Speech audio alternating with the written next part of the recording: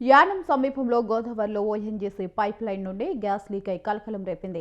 Island number 3 మీదుగా వెళ్లిన pipe లైన్లో పగులు ఏర్పడడంతో గత కొంతకాలంగా గ్యాస్ లీక్ అవుతుంది. దీన్ని తాత్కాలిక మరమ్మతులు చేస్తున్నారు తప్ప పూర్తి స్థాయిలో గ్యాస్ లీక్ను అరికట్టలేకపోతున్నారు ఓఎన్జీసీ అధికారులు. దీంతో స్థానికులు ఆందోళన వ్యక్తం చేస్తున్నారు. ఇప్పటికైనా ఓఎన్జీసీ అధికారులు పట్టించుకుని గ్యాస్ లీక్ను అరికట్టాలని కోరుతున్నారు.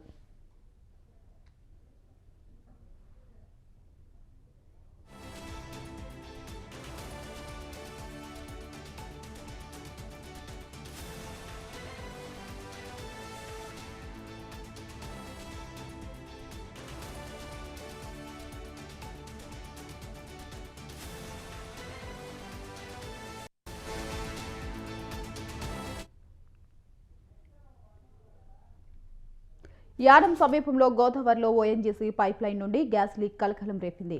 ఐలాండ్ నంబర్ 3 మీదుగా వెళ్లిన పైప్ లైన్లో పగులు ఏర్పడడంతో గత కొంతకాలంగా గ్యాస్ లీక్ అవుతుంది.